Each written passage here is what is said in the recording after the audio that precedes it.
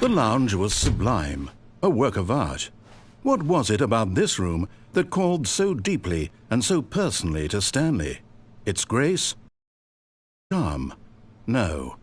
Stanley knew it was something deeper, something darker.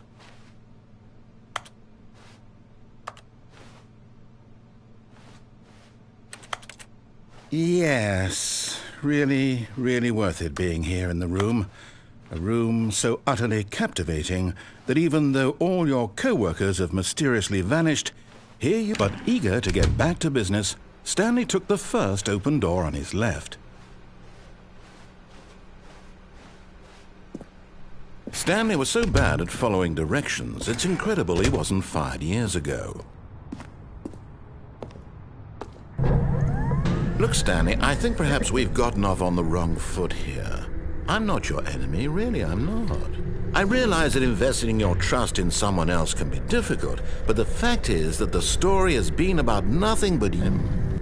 Please, stop trying to make every decision by yourself. Now, I'm not asking for me, I'm asking for her.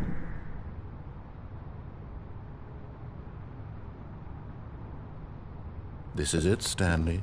Your chance to redeem yourself, to put your work aside, to let her back into your life. She's been waiting.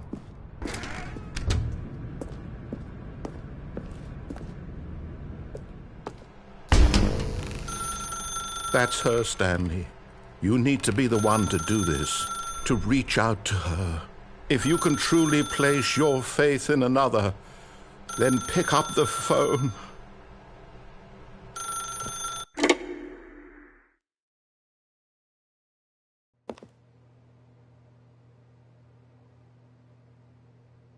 Oh, Stanley, is that you? Hold on, sweetie. Sorry to keep you waiting. I'm just pulling the bread out of the oven. All right. Okay, there we go. All right, now, I want you to come in and tell me all about your day. Gotcha! Oh, come on. Did you actually think you had a loving wife who'd want to commit their life to you? I'm trying to make a point here, Stanley. I'm trying to get you to see something. Come inside. Let me show you what's really going on here.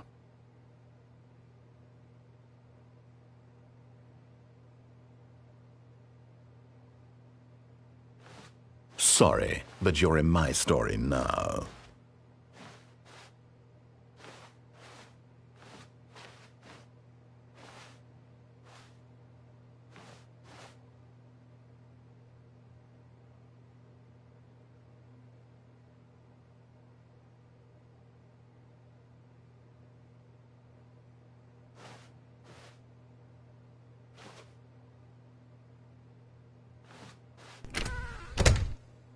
This is a very sad story about the death of a man named Stanley.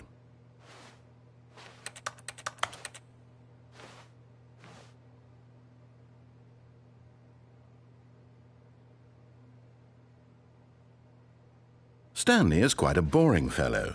He has a job that demands nothing of him, and every button that he pushes is a reminder of the inconsequential nature of his existence.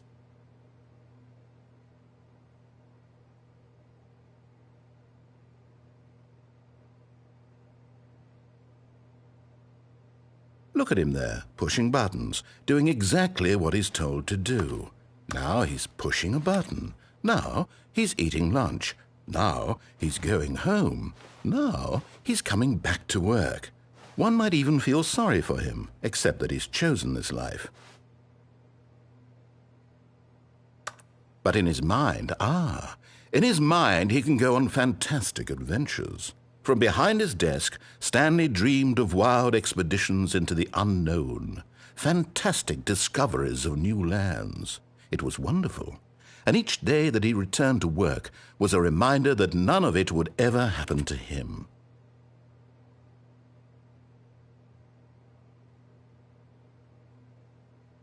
And so he began to fantasize about his own job.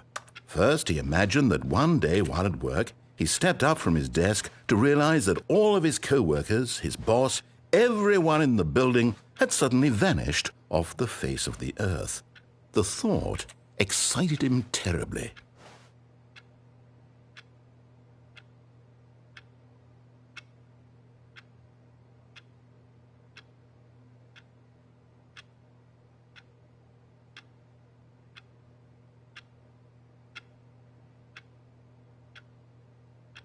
So he went further. He imagined that he came to two open doors and that he could go through either. At last, choice. It barely even mattered what lay behind each door. The mere thought that his decisions would mean something was almost too wonderful to behold.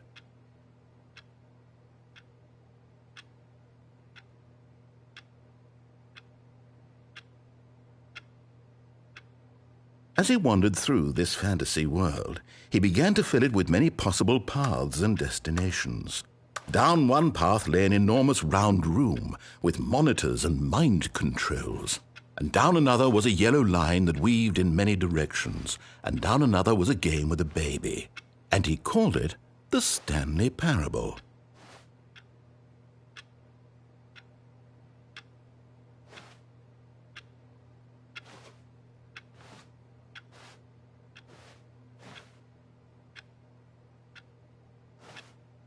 It was such a wonderful fantasy, and so in his head he relived it again, and then again, and again, over and over, wishing beyond hope that it would never end, that he might always feel this free.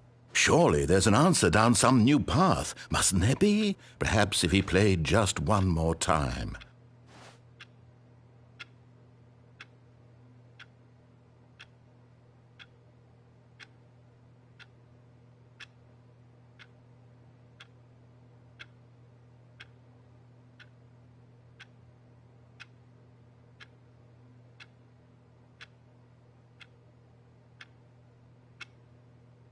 But there is no answer.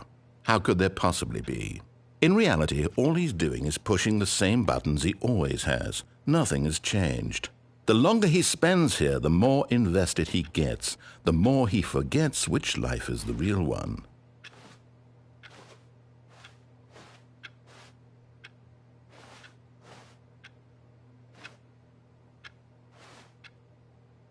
And I'm trying to tell him this, that in this world he can never be anything but an observer, that as long as he remains here, he's slowly killing himself. But he won't listen to me. He won't stop. Here, watch this. Stanley, the next time the screen asks you to push a button, do not do it.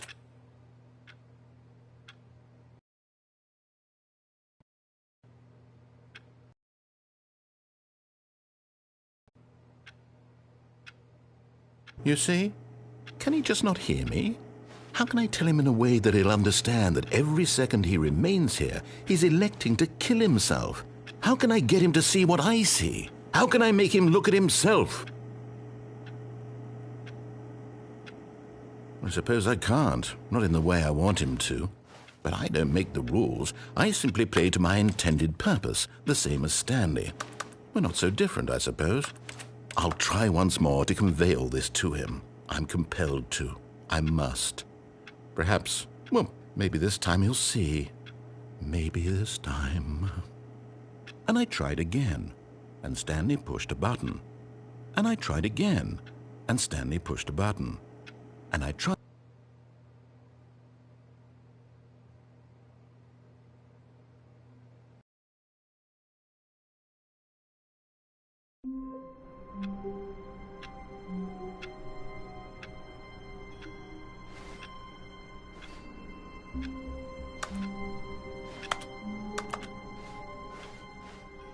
All of his co-workers were gone.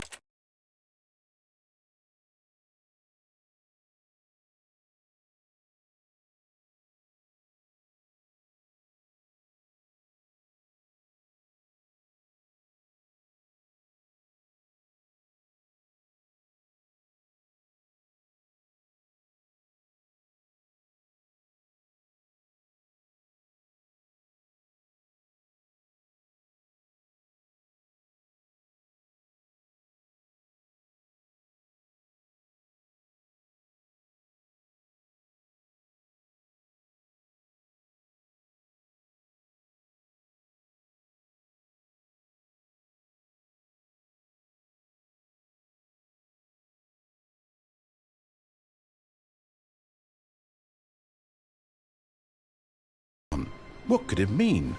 Stanley decided to go to the meeting room. Perhaps he had simply missed a memo.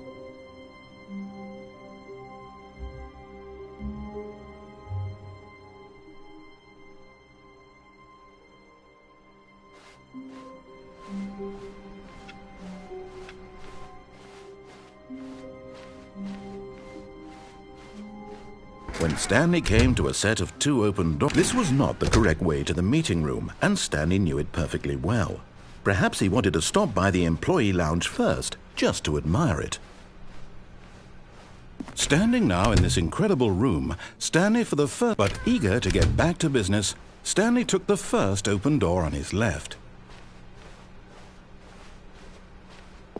Stanley was so bad at following directions, it's incredible he wasn't fired years ago.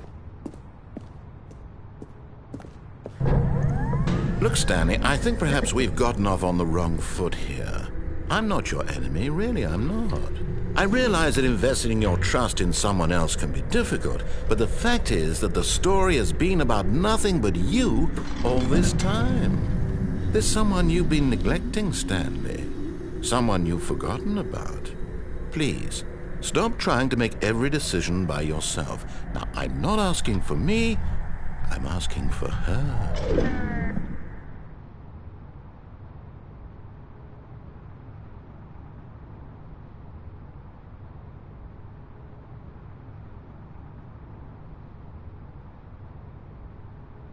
This is it, Stanley. Your chance to redeem yourself, to put your work aside, to let her back into your life. She's been waiting. That's her, Stanley.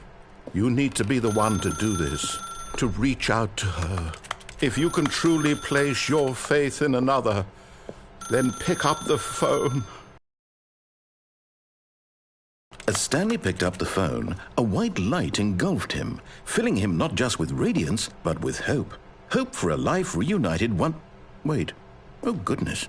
Stanley, did you just unplug the phone? No, that wasn't supposed to be a choice. How did you do that? You actually chose incorrectly?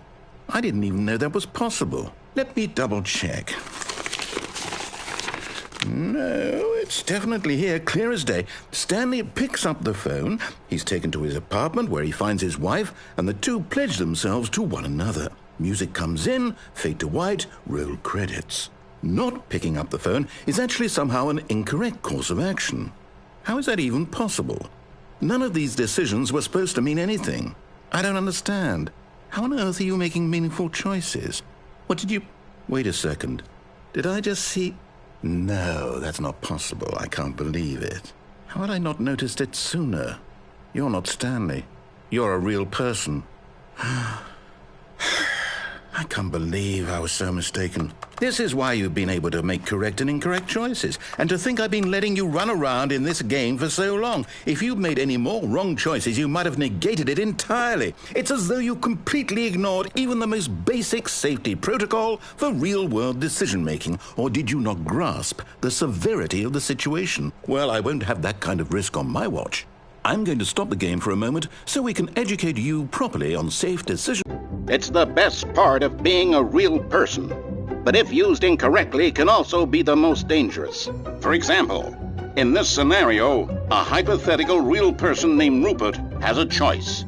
He could invent a machine that eliminates food shortages across the world to make life better for all people. Or he could spend years of hard work forgetting how to read. Which choice would you make? Remember that unlike here, the real world makes sense, and at no time should you make a choice that does not conform to rational logic. If you find yourself speaking with a person who does not make sense, in all likelihood, that person is not real. Allow the person to finish their thought, then provide an excuse why you cannot continue talking.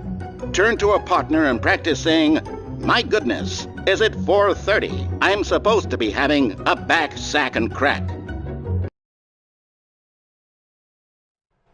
Excellent. Making choices on a regular basis is the best part to a healthy decision-making process. Most medical professionals recommend making at least 8 choices per day. Do you make more than 8? Less? And finally, If you begin to wonder if your choices are actually meaningful and whether you'll ever make a significant contribution to the world, just remember that in the vast infiniteness of space, your thoughts and problems are materially insignificant, and the feeling should subside. At this time, your instructor will guide you in an exercise to test and reinforce the material covered in this video. Ah, welcome back. You may have noticed that this room has begun to deteriorate as a result of narrative contradiction. But not to worry. Now that you're properly informed on good decision-making, we're going to revisit a made just a few minutes ago and see what the correct thing to do would have been.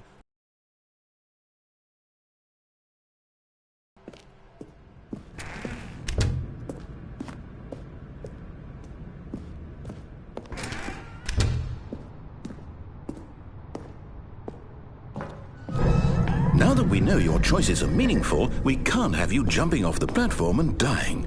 Imagine the main character dying senselessly halfway through the narrative contradiction gets any worse. This place is not well equipped to deal with reality.